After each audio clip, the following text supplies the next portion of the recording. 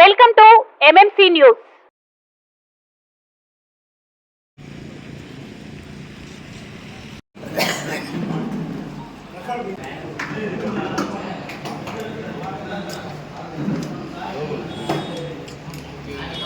మీది కృషి మాది. స్థలమైన ఇల్లైనా ఖచ్చితమైన నమ్మకం మేఘనా కన్స్ట్రక్షన్ అండ్ బిల్డర్స్. మార్కెట్ లో అతి తక్కువ ధరలకే నిర్ణీత సమయంలో 100% వాస్తుతో ఇంజనీర్ల పర్యవేక్షణలో అనుభవజ్ఞులైన తాపీ మేస్త్రీలచే నెంబర్ 1 క్వాలిటీ హౌస్ మెటీరియల్స్ తో మీరు కోరుకునే విధంగా ఇంటి నిర్మాణములు చేపట్టబడును. అన్ని ప్రాంతాల్లో ఇల్లు స్థలాలు అమ్మబడును మరియు కొనబడును. ఇల్లు కట్టుకోదలిచిన వారికి ఇంజనీరింగ్ ప్లాన్ మీరు కోరిన విధంగా ఉచితంగా చేసి ఇవ్వబడును. Proprietor Jampala Prakash. Cell number 9493307777. ఇట్లు మేఘనా consultancy. Print media and electronic media మిత్రులకి అందరూ కూడా పేరు పేరున రాష్ట్ర బీసీ సంక్షేమ సంఘం అధ్యక్షుడు కేసరి శంకరరావు నేను మాట్లాడుతూ ఉన్నాను. మీ అందరూ కూడా హృదయపూర్వక నమస్కారాలు. దాదాపు మనకి స్వతంత్రం వచ్చి దాదాపు 76 సంవత్సరాలు పూర్తయినటువంటి పిదప మరి వెంకటగిరి నియోజకవర్గం అనేది బీసీలకి ఒక అడ్డ, అంటే దాదాపు 66% పైబడిగా ఉన్నటువంటి బీసీ కులాలకి సంబంధించినటువంటి నియోజకవర్గం. వివిధ రాజకీయ పార్టీలన్నీ కూడా మేము సామాజిక న్యాయం చేస్తున్నామని చెప్పని పత్రికా ప్రకటనలు, ర్యాలీలు, ధర్నాలు, లేకపోతే సభలు సమావేశాలు పెట్టి మా పార్టీ సామాజిక న్యాయం చేస్తూ ఉంది, మా పార్టీ సామాజిక న్యాయం చేస్తూ ఉందని అన్ని రాజకీయ పార్టీలు కూడా గొంతెత్తి మాట్లాడుతూ ఉన్నారు. అయ్యా రాజకీయ పార్టీ నేను ఒకటి అడుగుతూ ఉన్నా, సామాజిక న్యాయం అంటే ఏదో 10 మంది మంత్రులు ఇచ్చావు, లేకపోతే 10 కార్పొరేషన్లు ఇచ్చావు, లేకపోతే 4 ఎమ్మెల్సీలు ఇచ్చావు, ఎంపీలు ఇచ్చావు, సామాజిక న్యాయం కాదు. సామాజిక న్యాయం అనే దానికి ఈ దేశంలో ఈ రాష్ట్రంలో ఉన్నటువంటి బలహీన బడుగు వర్గాలు ఏ శాతం అయితే ఉన్నారో జనాభా నిష్పత్తి ప్రకారంగా సమస్త రంగాల్లో వారికి వాటా దక్కిన రోజే సామాజిక న్యాయం అనే దానికి ఒక అర్థం పరమార్థం ఉంటుంది అనేటువంటి విషయాన్ని ఒక రాష్ట్ర అధ్యక్షుడిగా అన్ని రాజకీయ పార్టీలకు నేను తెలియజేస్తా ఉన్నాను. మరి ఈ రోజున ఒక్క సినీ నటి శారద గారు తప్ప ఈ యొక్క వెంకటగిరి నియోజకవర్గంలో ఇంతవరకు ఒక బీసీ అభ్యర్థికి ఇచ్చినటువంటి దాఖలు ఎక్కడ ఏ రాజకీయ పార్టీ కూడా లేనటువంటి పరిస్థితి మనం అందరూ కూడా చూస్తూనే ఉన్నాం. ఇలాంటి పరిస్థితుల్లో కూడా మరి జిల్లా సపరేట్ అయింది, బాలాజీ జిల్లా చేశారు. బాలాజీ జిల్లాలో దాదాపు 7 అసెంబ్లీ నియోజకవర్గాలు ఉన్నాయి, 3 ఎస్సీ సోదరులు పోయినాయి. మిగిలినటువంటి 4 నియోజకవర్గాలు కూడా ఒకే సామాజిక వర్గానికి చెందినటువంటి ఆధిపత్య కులాల వారికి సీట్లు కేటాయించడం జరిగింది. ఇదేనా సామాజిక న్యాయం అనేది? నేను ఒకసారి మీ ద్వారా నేను ఆ రాజకీయ పార్టీలు అడుగుతూ ఉన్నాను. సామాజిక న్యాయం అనేది తుంగలో దొక్కి ఇవాళ ఎవరు ముఖ్యమంత్రి సీట్లో కూర్చోవాలా, ఎవరు ముఖ్యమంత్రి సీట్లో కూర్చోవాలా అనేటువంటి వాదోపాదాలతో మరి కోటాను కోట్లు వెచ్చించి కోటాను కోట్లు డబ్బులు గుమ్మరించి ఒక ముఖ్యమంత్రి పదవిని కొనుక్కోటానికి ఇవాళ పోటీ పడుతున్నటువంటి విషయం మీ ద్వారా నేను తెలియజేస్తా ఉన్నాను. కాబట్టి ఈ రోజున బీసీ లీడర్లు ఉన్నారు అన్ని రాజకీయ పార్టీలో.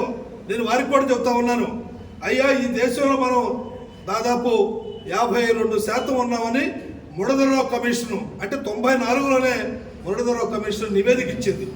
అంటే 94కి ఇప్పటికీ ఎన్ని సంవత్సరాలు పెరిగిందో, ఇంకా జనాభా ఎంత పెరుగుంటారో మనం ఒక్కసారి కూడా ఆలోచన చేసుకోవాల్సినటువంటి అవసరం ఉంది.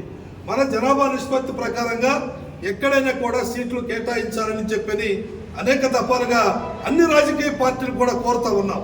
కానీ ఇక్కడ ఉన్నటువంటి బీసీ నాయకులు అందరూ కూడా మరి ఎగబడిపోయి కోటాను కోట్ల రూపాయలు తీసుకెళ్లి ఆయా రాజకీయ పార్టీలు కుమ్మరించి అక్కడ ఒక ప్రజాప్రతినిధిగా ఎన్నికయ్యి ఆ పార్టీలకే తొత్తులుగా వ్యవహరిస్తున్నారే తప్ప దేశంలో రాష్ట్రంలో ఉన్న బలహీన బడుగు వర్గాలు సంక్షేమం కొరకు బలహీన వర్గాలు ఏ విధంగా రాజ్యాంగబద్ధంగా వచ్చినట్టు హక్కుల్ని వాడు రాజకీయ పార్టీలు కాలరాస్తున్నారు.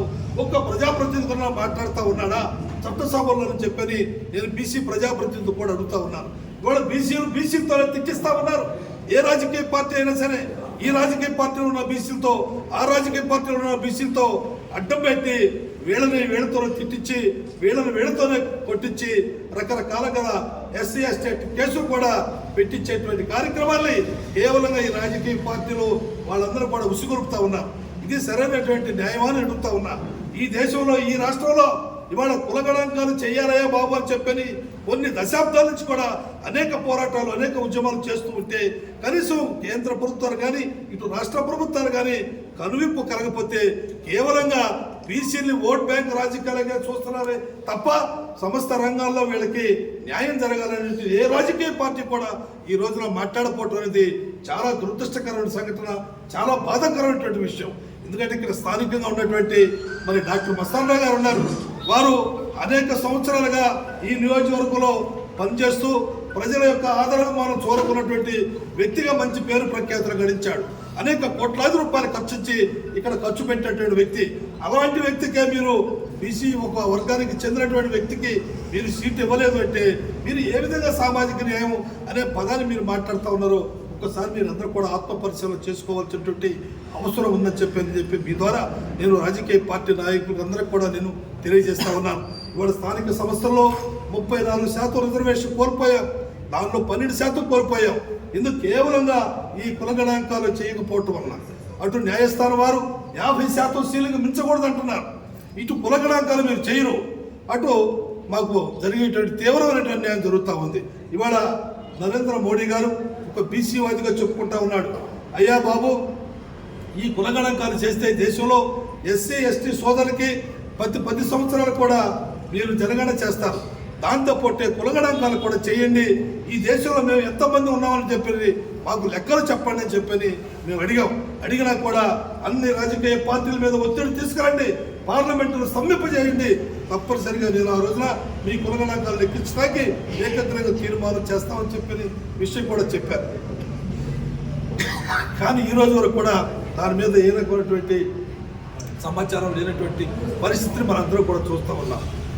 కేవలంగా పుట్టిన ఆధిపత్య కులాల యొక్క పేద ప్రజలకి 10% రిజర్వేషన్ కల్పించారు. కానీ వాళ్ళు ఏ చట్టం చెప్పింది, ఏ కులగణాంకాలు చేస్తే మీరు చెప్పించేశారు. కనీసం ఆ రోజున బీసీ ప్రజాపతిలందరూ కూడా పార్లమెంట్లో దానికి ఓటేశారు. ఇదేమని బయటకు వచ్చి ఏమి మాట్లాడకుండా పార్టీ మీద కామెంట్ చేస్తూ ఉన్నారు. అదేవిధంగా బీసీ మహిళా చట్టం పార్లమెంట్లో ఓటేశారు, బయటకు వచ్చి మాట్లాడుతూ ఉన్నారు బీసీ ప్రజాపతి. ఇది మీకు తగునాలంటారా? బీసీలకి మీరే ఈ విధంగా చేస్తే గ్రామాలకు వచ్చి ఒక బీసీ ప్రజాప్రతినిధి మాకు ఎన్నిక చేయండి, మేము మీ సమస్యల మీద చట్టసభల్లో పోరాడతాం, మేము ఆ విధంగా మీకోసం సహాయ సహకారం అందిస్తామని చెప్పి ఇక్కడ ఓట్లు ఎంచుకుని మీరు పార్లమెంట్కి వెళ్ళిపోయి అసెంబ్లీకి వెళ్ళిపోయి ఈ బీసీ కులాల యొక్క స్థితిగతుల్ని మార్పు రావే విధంగా వాళ్ళకి రావాల్సిన వాటా కోసం మీరు మాట్లాడకపోవటం అనేది చాలా కుట్రపూరితమైన ఆలోచన, చాలా దుర్మార్గమైన ఆలోచన. ఏది ఏమైనా కూడా మనందరూ కూడా విజ్ఞతతో ఆలోచన చేయాలి.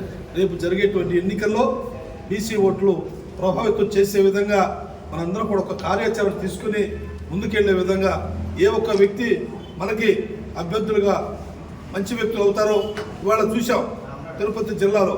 అంటే దాదాపు 55-60% పైబడినటువంటి బీసీ నాయకులు ఉండి కనీసం ప్రజాప్రతినిధిగా పనికిరానటువంటి వ్యక్తులుగా ఈ రాజకీయ పార్టీలు చిత్రీకరిస్తూ ఉన్నారంటే వీళ్ళకి తగినటువంటి రీతిలో బుద్ధి చెప్పకపోతే భవిష్యత్తులో మనకు మనుగడ ఉండదు అనే విషయాన్ని మీ ద్వారా తెలియజేస్తూ ఈరోజు అవకాశం కల్పించినటువంటి పెద్దలందరికీ మీడియా మిత్రులందరూ కూడా పేరు పేరున హృదయపూర్వక నమస్కారం. ఇండిపెండెంట్గానే కూడా పోటీ చేయాలనే ఆలోచనతో బీసీ ఎస్సీ ఎస్టీ మైనారిటీస్ వర్గాలను కూడా అడుగుతూ ఉన్నారు. ఇవాళ తిరుపతిలో కూడా మేము చెప్పాం, పార్టీలకు అతీతంగా బీసీ ఎస్సీ ఎస్టీ అభ్యర్థులు ఎవరైనా సరే వాళ్ళకి మీరు సపోర్ట్ చేయండి, వాళ్ళకి గెలిపించడానికి మనందరూ కూడా కృషి చేద్దామని చెప్పాం. ఇప్పుడే వచ్చిందాము మాట్లాడి భవిష్యత్తులో తప్పనిసరిగా బీసీ ఒక అభ్యర్థిని తప్పనిసరిగా నిలబెట్టేటువంటి కార్యక్రమం మా వంతు కృషి మేము చేస్తాం.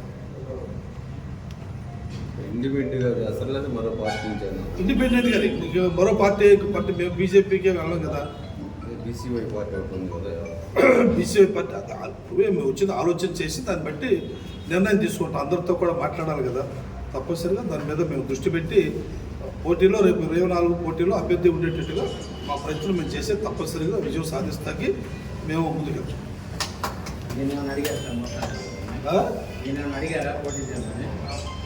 ఇప్పుడు మాట్లాడదామని వెళ్తున్నాము అంతలో చెప్పు మాట్లాడుతూ ఏం మాట్లాడు.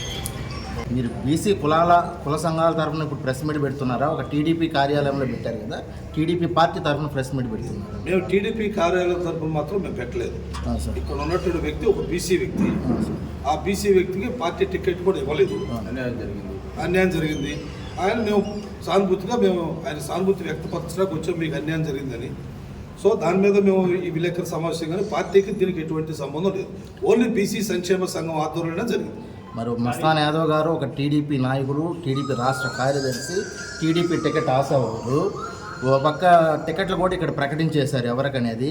ఇప్పుడు ఈ మూమెంట్లో వచ్చి మీరు ప్రెస్ మీట్ పెట్టడం అనేది నాయకుల మధ్య తెలుగుదేశం పార్టీలో చిచ్చు పెట్టడమేనా? ఏ పార్టీకి ఎవరో చిచ్చు పెట్టాల్సిన ఆయన బీసీ నాయకుడు. ముందు మీ పార్టీ తర్వాత మేము పుట్టిన కులం మాకు గొప్పగా, మీ పార్టీ మాకు సంబంధం లేదు. ఐ డోంట్ కేర్, పార్టీ మాకు సంబంధం లేదు. ఆయన ఒక బీసీ కులానికి చెందిన వ్యక్తి. మేము ఎవరైనా వస్తాం, ఇతర ఆధిపత్య కులాల వాళ్ళు రాత్రి పూసుకోవట్లేదు, పక్కన తిరగట్లేదా? అడగాలి క్వశ్చన్. మీరు కూడా ఒక బీసీ అభ్యర్థి బీసీకి ట్రై చేశాడు, ఆయన ఇబ్బంది పడుతున్నాడు, ఆయన సానుభూతి వ్యక్తపరచడానికి వచ్చాం. ఇది తెలుగుదేశం పార్టీ సొంత కార్యాలయం కాదు, ఆయన సొంత ఆస్తి. ఆయన ఆస్తిలో పెట్టుకున్నాడు, ఆయనకి అన్యాయం జరిగింది. మేము వచ్చి మా సంఘంలో అన్ని కులాల వాళ్ళు ఉన్నారు, అన్ని పార్టీ వాళ్ళు ఉన్నారు. మాకే పార్టీలతో సంబంధం లేదు. పార్టీలకి, కులాలకి, మతాలకు అతీతంగా మేము ఈ సంస్థను అభివృద్ధి చేస్తాకే మేము ముందుకెళ్తున్నాం తప్ప ఇది తెలుగుదేశం పార్టీ కార్యాలయం కాదు. టీడీపీ ఇక్కడ మస్తాన్ యాదవ్ గారు టికెట్ ఇవ్వలేదని మీరు ఒక పక్క చెప్తున్నారు. చంద్రబాబు మొన్నే భారీ సభ పెట్టి బీసీ డిక్లరేషన్ అనేసి ఆయన బీసీలకు భారీగా హామీలు ఇస్తున్నారు. మరి ఈరోజు ఏమో మీరు చంద్రబాబు గారు బీసీలను పట్టించుకోవట్లేదు, బీసీ చెందిన మస్తాన్ యాదవ్ టికెట్ ఇవ్వలేదని మరి ఇక్కడ ప్రెస్ మీట్ పెడుతున్నారు.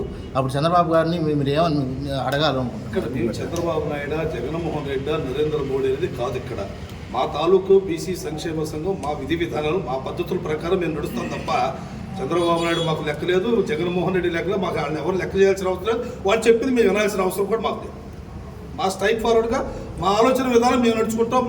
మా సిస్టమ్ ప్రకారం మేము ముందుకు పోతాం.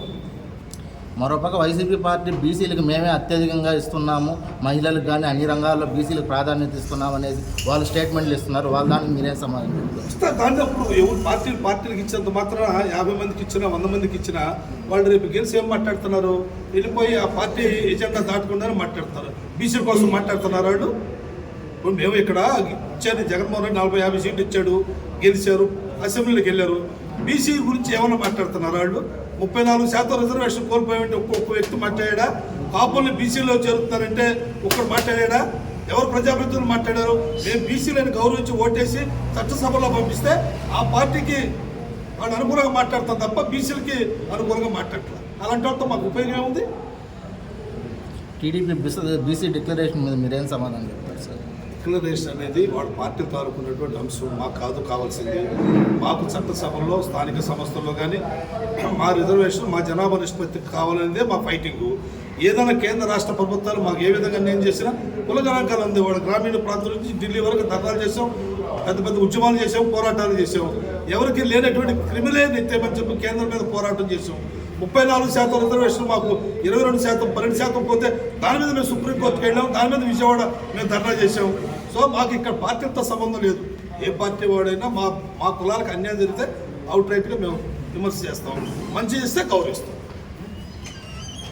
శ్రీవారి real estate marketing private limited వారి సరికొత్త వెంచర్ ఎలైట్ గార్డెన్ సిటీ శరవేగంగా అభివృద్ధి చెందుతున్న ముతుకూర్ రోడ్, కాకుపల్లి దగ్గర అన్ని వసతులతో ముస్తాబైన వెంచర్ ఎలైట్ గార్డెన్ సిటీ. 100% వాస్తు, 100% క్లియర్ డాక్యుమెంట్స్ మరియు టైటిల్, నివాస గృహముల మధ్య గల వెంచర్. మంచినీటి సౌకర్యం, ఇరువైపుల ప్లాంటేషన్ మరియు డ్రైనేజీ సౌకర్యం కలదు. ఎడ్యుకేషన్ హబ్ కు అతి దగ్గరలో గల వెంచర్. బ్యాంక్ లోన్ సౌకర్యం కలదు. ఫ్లాట్ కొన్న వెంటనే ఇల్లు నిర్మించుకునే సదవకాశం. బుకింగ్స్ కొరకు సంప్రదించండి. Srivari real estate marketing private limited, Sridhar's Krishna towers, 3వ floor, Annamayya circle, mini bypass, Nellore. Phone 7842829186.